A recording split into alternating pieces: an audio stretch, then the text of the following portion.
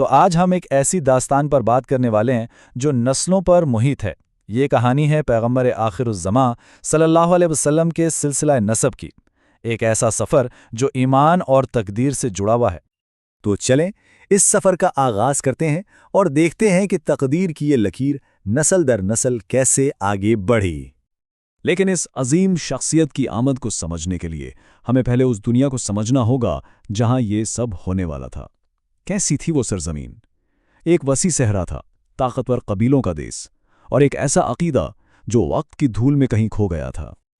دیکھیں، اسلام سے پہلے کا عرب جو تھا وہ چھوٹے چھوٹے طاقتور قبیلوں میں بٹا ہوا تھا۔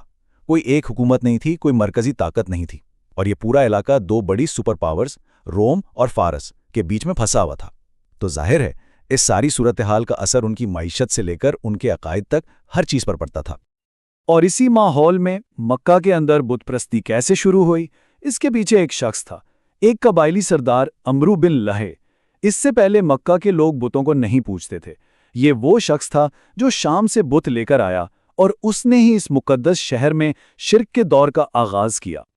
لیکن عقائد کے اس بدلتے ہوئے دور میں بھی ایک خاندان، ایک سلسلہ نسب ایسا تھا جو سب سے الگ تھا، اور اس کی کہانی شروع ہوتی ہے پیغمبر صلی اللہ علیہ وآلہ وسلم کے پردادا سے، ایک ایسا نام جو خود ایک لیجنڈ بن گیا، ہاشم۔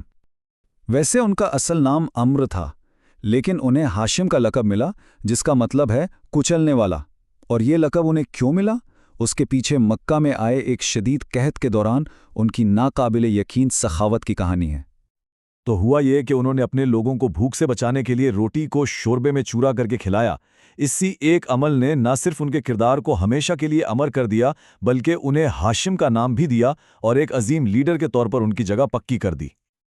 اور یہ سخاوت، یہ ان 3 بڑی خوبیوں میں سے ایک تھی جو اس پورے خاندان کی پہچان بن گئی۔ بے مثال سخاوت، بے مثال بہادری اور بے مثال حسن، یہ وہ میراث تھی جو نسل در نسل آگے بڑھتی رہی۔ تو ہاشم کے بعد یہ میراث پہنچی ان کے بیٹے شیبہ تک، جنہیں دنیا عبد المطلب کے نام سے جانتی ہے، اور وہ بنے مکہ کے روحانی مرکز یعنی کعبہ کے محافظ۔ عبد المطلب کی زندگی کا ایک بہت بڑا کارنامہ زمزم کے کنویں کی دوبارہ دریافت ہے۔ کہتے ہیں کہ انہیں خوابوں میں اشارے ملے اور وہ اس مقدس کنویں تک پہنچے جو صدیوں سے گم ہو چکا تھا۔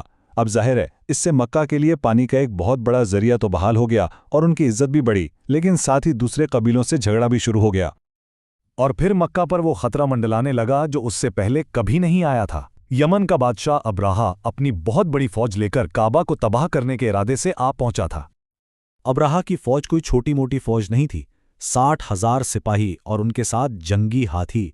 یہ ایک ایسی چیز تھی جو عرب کے لوگوں نے پہلے کبھی نہیں دیکھی تھی۔ یہ صرف ایک حملہ نہیں تھا، یہ لوگوں کے دلوں میں دہشت بٹھانے کی ایک کوشش تھی۔ لیکن اتنی بڑی طاقت کے سامنے عبد المطلب کا رد عمل دیکھنے والا تھا۔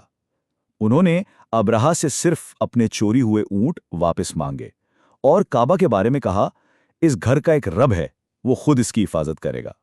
مطلب انہوں نے معاملہ سیدھا اللہ پر چھوڑ دیا۔ اور پھر وہی ہوا، ایک معجزہ۔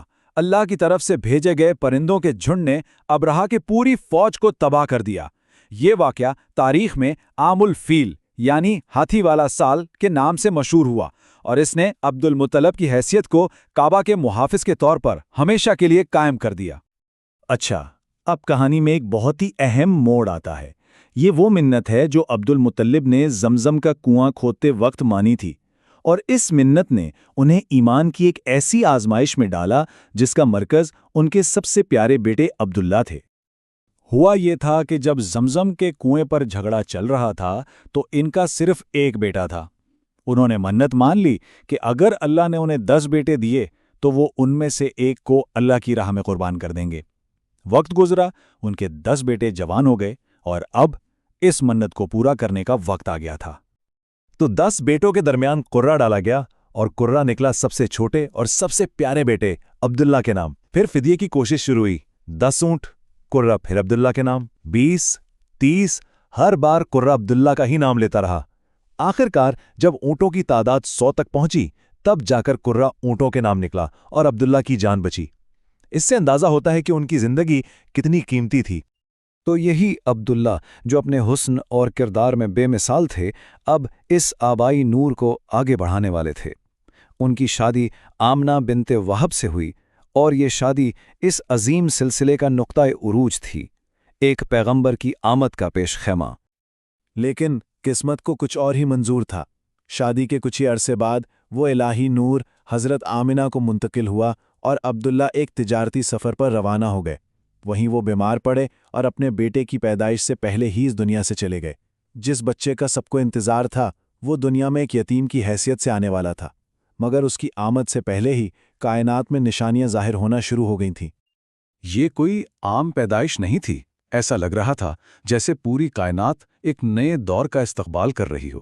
حضرت آمنہ کو حمل کے دوران کوئی تکلیف نہیں ہوئی۔ انہوں نے ایک ایسا نور دیکھا جس کی روشنی شام کے محلات تک پہنچی۔ فرشتوں کے اترنے، بادشاہوں کے تخت الٹنے اور جانوروں کے خوشیاں منانے کی روایتیں ملتی ہیں۔ یہ سب ایک ایسی بادشاہت کی نشانیاں تھیں جس نے مشرق سے مغرب تک پھیلنا تھا۔ تو مطلب یہ کہ ان کی آمد کو ایک الہی منصوبے کی تکمیل کے طور پر دیکھا گیا۔ کہا گیا کہ انہیں فتح، آسمانوں اور نبوت کی کنجیاں دی گئی ہیں۔ یہ ان کے روحانی اختیار اور آنے والے وقتوں میں ان کی کامیابی کا اشارہ تھا۔ اور پھر اسی عام الفیل میں، یعنی ہاتھی والے سال، عبداللہ کے بیٹے محمد صلی اللہ علیہ وسلم کی ولادت ہوئی۔ ہاشم کی سخاوت سے شروع ہونے والا نسلوں کا یہ سفر عبداللہ کے فدیے سے گزرتا ہوا آخرکار اپنی منزل پر پہنچ گیا۔ لیکن یہ ولادت اس کہانی کا اختتام نہیں، بلکہ ایک بالکل نئے باب کا آغاز تھا۔ سوال یہ تھا کہ ایک بٹی ہوئی دنیا میں یتیم پیدا ہونے والا یہ بچہ اسے جوڑے گا کیسے؟ اس سوال کا جواب آنے والی تاریخ نے خود دیا۔